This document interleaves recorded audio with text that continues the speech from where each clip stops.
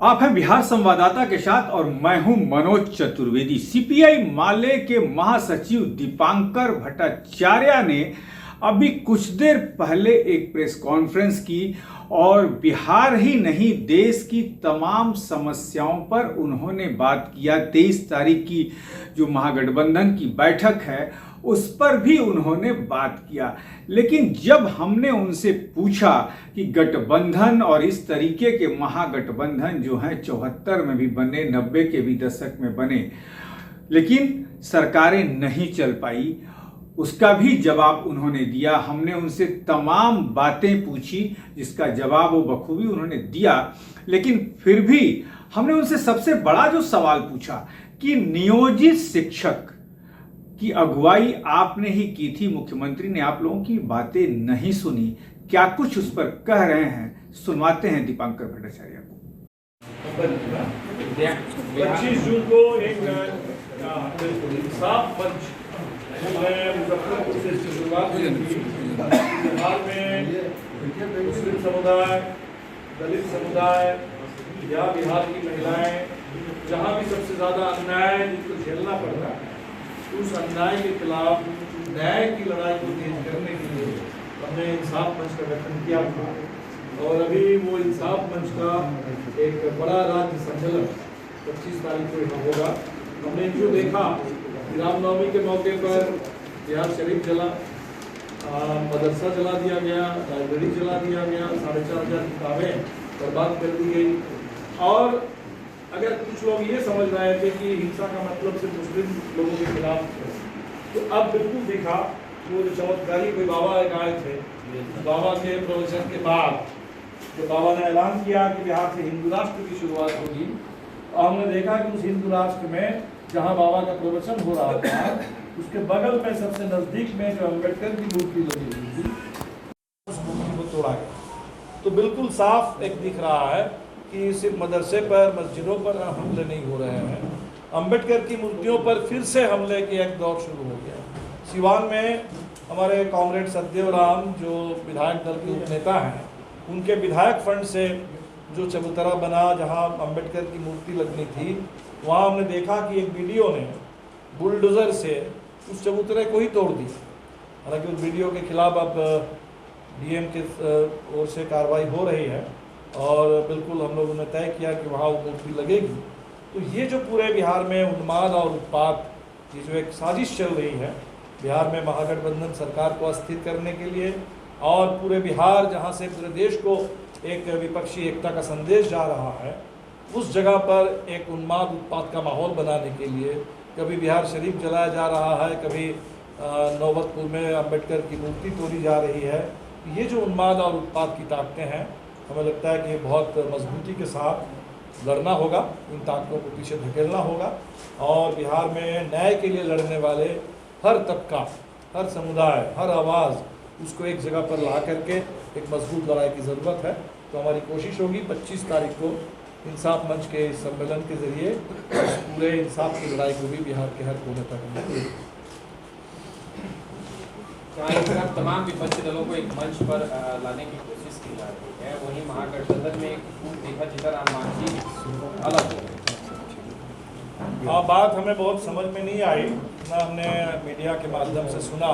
मांझी जी से तो कोई बात नहीं हुई या महागठबंधन के दूसरे दलों से भी। तो हमने जो सुना है कि कोई उनकी पार्टी को छोटी पार्टी बोला गया या कुछ और शब्द का इस्तेमाल, आजकल ये दुकान वाला एक शब्द चला है। तो और राहुल गांधी ने भी कहा कि हम नफरत के बाज़ार में मोहब्बत की दुकान खोल रहे हैं। तो राजनीति में दुकान वाला शब्द एक आ गया है। तो हमें लगता है कि सवाल तो ये नहीं है, सवाल है कि इस समय पूरे देश में भारतीय जनता पार्टी वो सिंगल पार्टी रूल थोपना चाहती है। यही पटना है जहां आकर के जेपी नड्डा ने, यहाँ तक कि जदयू जैसी पार्टी के लिए भी कह करके गए थे कि इन पार्टियों का समय समाप्त हो रहा। इसीलिए सवाल कोई छोटी पार्टी और बड़ी पार्टी का अब नहीं रहा कि इस देश में सिंगल पार्टी रूल थोपने की जो साजिश है, डेमोक्रेसी का मतलब मल्टी पार्टी डेमोक्रेसी, और हिंदुस्तान जैसे इतने विशाल देश में, इतनी विविधता से भरे देश में वो बहुत सारी पार्टियों के अलावा काम चल नहीं सकता। इसीलिए हमें तो लगता है कि वो सवाल नहीं है कि पार्टी छोटी है बड़ी है, सवाल है कि हमें एक मजबूत राजनीतिक एकता की ज़रूरत है। और हम उम्मीद करते हैं कि एकता जो संविधान के पक्ष में, देश के पक्ष में, लोकतंत्र के पक्ष में बन रही है, देश को बेचने, बांटने, बर्बाद करने, पूरे देश को तहस नहस करने की जो साजिश चल रही है, साजिश के खिलाफ जो एकता बन रही है वो एकता मजबूत होगी। और जो भी अगर बड़ी एकता है तो उसके संचालन में कहीं कोई दिक्कत आ रही है तो उसको भी निश्चित तौर पर दुरुस्त कर दिया। ललन सिंह ने भी अपने बयान में स्पष्ट किया, जो आरोप जीतनराम मांझी लगा रहे हैं, तो क्या आपको लगता है इस तरह का दबाव छोटी पार्टियों पर बनाना सही होगा? विपक्षी एकता नहीं, हम तो समझते कि हमारे लिए कोई पार्टी छोटी नहीं है, हमारे लिए कोई पार्टी नहीं। सवाल छोटी बड़ी पार्टी का नहीं है, सवाल है कि इस समय जिस राजनीति की ज़रूरत है, जिस राजनीतिक संकल्प की ज़रूरत है, वो संकल्प सबके पास होना चाहिए। साझा संकल्प संविधान के पक्ष में, साझा संकल्प लोकतंत्र की रक्षा के लिए, साझा संकल्प इस देश को बचाने के लिए, और इस देश के जो बुनियादी मुद्दे हैं, रोजगार का सवाल, महंगाई का सवाल, लोगों के आवास का सवाल, जिन सवालों को दरकिनार करना चाहती है मोदी सरकार, तो उन सवालों को सामने लाने के लिए जो एकता चाहिए, हम तो उस एकता को बढ़ाने में लगे हुए हैं। और इसमें एक्चुअली और क्या बात है हमें पता नहीं है। हम उम्मीद करेंगे अगर कहीं भी कोई बात हो, कोई भी छोटी मोटी बात हो, वो बात इस पूरी एकता के प्रक्रिया में, उसके रास्ते में रोड़ा ना बने, और एकता की ज़रूरत है और एकता के रास्ते में हम लोग आगे बढ़ें। दीपंकर जी, आपने रोजगार की बात की, आप लोगों का ही मुद्दा नियोजित शिक्षकों के रोजगार के बारे में यहाँ था, और आपकी पार्टी उस आंदोलन को लेकर आगे बढ़ी, लेकिन नीतीश जी आप लोगों की बात सुने नहीं। हाँ, बिल्कुल, हमें लगता है कि राज्य के कुछ मुद्दे हैं और इन मुद्दों पर बातें चल रही है। महागठबंधन की बैठक में भी बात हुई और हमें भरोसा है कि सरकार को ज़रूर इस पर पुनर्विचार करना चाहिए, क्योंकि बिहार के हमने सुना कि बहुत बड़े पैमाने पर नौजवान इससे दुखी हैं, नाराज़ हैं, और ये लाखों शिक्षकों की बात है, करीब 5 लाख। बिल्कुल, तो जहाँ इतने बड़े पैमाने पर लाखों लोग जहाँ नाराज़ हैं, तो निश्चित तौर पर सरकार को ध्यान देना चाहिए और इसका समाधान निकालना होगा। महागठबंधन में इसकी बात हुई है और इसीलिए मैं इसको स्पष्ट कर देता हूँ कि अभी जो 23 की बैठक है, ये राष्ट्रीय संदर्भ में बैठक है, पूरे देश के पैमाने पर एकता को बढ़ाने के लिए। और जहाँ तक बिहार के अंदर जो महागठबंधन सरकार चल रही है, उस सरकार के संचालन में, गठबंधन के संचालन में, सरकार के परफॉर्मेंस में, नीतियों में, वहाँ कहीं भी कोई नाराज़गी है तो ये बिहार का जो मसला है उस पर अलग से बात करके हम लोग, हमें उम्मीद है कि सरकार जरूर जनता की बात सुनेगी और जहाँ भी ऐसी कोई बात आ रही है तो उस पर पुनर्विचार किया जाएगा। और खासकर हमने इसीलिए तय किया था कि माले हम लोग मंत्रिमंडल में शामिल नहीं हुए थे। हमने कहा कि हमारा तो यही काम है कि जो जनता के दुख दर्द है, जनता के इस समय उम्मीद है, उनके सवाल है, उन सवालों को सरकार के साथ साझा करना और एक ब्रिज का काम करना, तो हम लोग इस काम को करते हैं। अच्छा, 23 तारीख को जो बैठक होने वाली है उसमें क्या विपक्ष की तरफ से पीएम का उम्मीदवार कौन होगा, इस पर भी चर्चा होगा?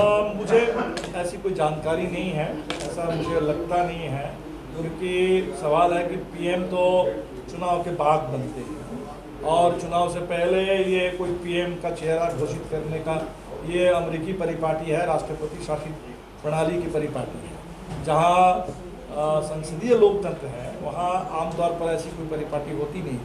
भारतीय जनता पार्टी ने इसकी शुरुआत की क्योंकि उनको लग रहा है कि उनको मोदी जी में एक ऐसा जादू मिल गया है, लेकिन अब वो जादू का असर क्या है कर्नाटका ने दिखाया। अब वो जादू ऐसा है कि जहाँ मणिपुर चल रहा है 6 हफ्ते से और जादूगर वहाँ पहुँच नहीं पा रहे हैं। इसलिए हमें नहीं लगता है कि अभी तत्काल इसकी कोई ज़रूरत है, और जब समय आएगा, ज़रूरत होगी, तो बिल्कुल भरोसा है कि जो भी गठबंधन बने। अभी तो सवाल है कि गठबंधन का मजबूत एजेंडा और एक पूरे देश में आंदोलन का माहौल बने, और जो अगला चुनाव है वो चुनाव अपने आप में देश को बचाने का, लोकतंत्र को बचाने का, संविधान की रक्षा करने का एक आंदोलन में तब्दील हो।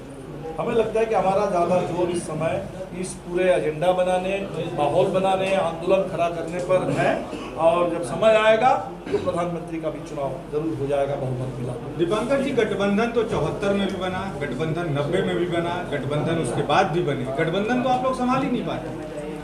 ये तो देश की जनता देख रही है। नहीं, ये तो कोई बात नहीं है। अभी तो गठबंधन संभाल भारतीय जनता पार्टी नहीं पाती। सुना आपने दीपांकर भट्टाचार्य। नियोजित शिक्षक के सवालों को बड़े हल्के में शायद उन्होंने लिया और ये कहा कि हाँ, ये समस्या तो है। जब हमने कहा कि 5 लाख के आसपास शिक्षक हैं, 20 लाख परिवार का इसमें रोजी रोटी चलता है, तो उन्होंने कहा कि हम सरकार से बात करेंगे। लेकिन ये जो बैठक हो रही है 23 तारीख देश के लिए हो रही है, 23 तारीख की बैठक, इसमें बिहार की अभी कोई चर्चा नहीं होनी। अब देखते हैं कि बिहार की चर्चा और नियोजित शिक्षकों की चर्चा कब होगी, इस पर भी हमारा ध्यान रहेगा। लेकिन आप बने रहिए।